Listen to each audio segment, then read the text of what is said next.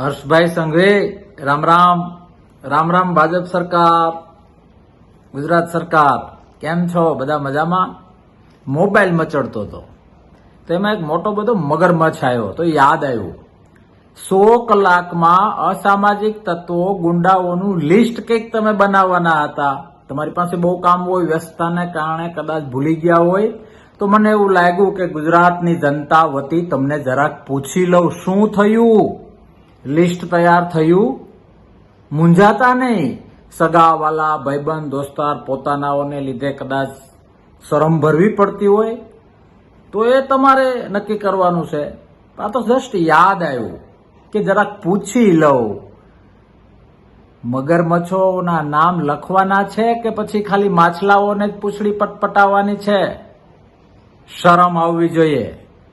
ગુજરાતની જનતાને જે ગેરમાર્ગે દોરવાના પ્રયત્નો કર્યા છે, એ પ્રયત્નો જો ગેરમાર્ગે દોરવાના ન હોય તો 100 કલાક ક્યારના પતી ગયા છે. ડિક્લેર કરો અસામાજિક તત્વોના નામ, ડિક્લેર કરો ગુંડાઓના નામ. 100 કલાક તો ગયા ઉદારતાથી, 100 દિવસ આપ્યા, મોજ કરો, પણ ખંખારો ખાઈને નામ ડિક્લેર કરો અને એક એક ઉપર એક્શન લો. નહીં છોડીએ, આમ કરીશું તેમ કરીશું, એનાથી હવે પેટ ભરાઈ ગયું છે. તાકાતવાળા ઠોસ પગલાઓની જરૂર છે. અમારું કે મારું નહીં, ગુજરાતની જનતાનું આ એક મંતવ્ય છે કે અમે રાહમાં છીએ, રાહમાં તમારું એ લિસ્ટના દર્શન કરવા માટે. મહેરબાની કરો અને ગુજરાતને ભયમુક્ત કરો. સરકાર તમારી છે, ધર્મ તમારો છે, એ ધર્મ નિભાવો, નહીં તો આધ્યાત્મિક રીતે પણ માફીને પાત્ર નથી અને ગુજરાતની જનતા પણ માફ નહીં કરે.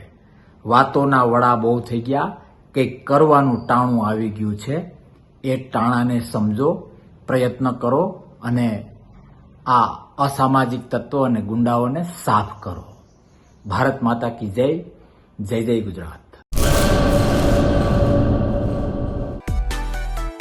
માં motor driving, safe and sure driving.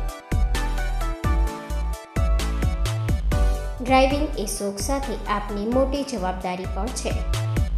અમારા ઇન્સ્ટ્રક્ટર દ્વારા સચોટ અને સરળ માર્ગદર્શન. આપની રોજની તાલીમની માહિતી મેળવીને શું અધુરાશ છે એના ઉપર પૂરું ફોકસ કરાય છે.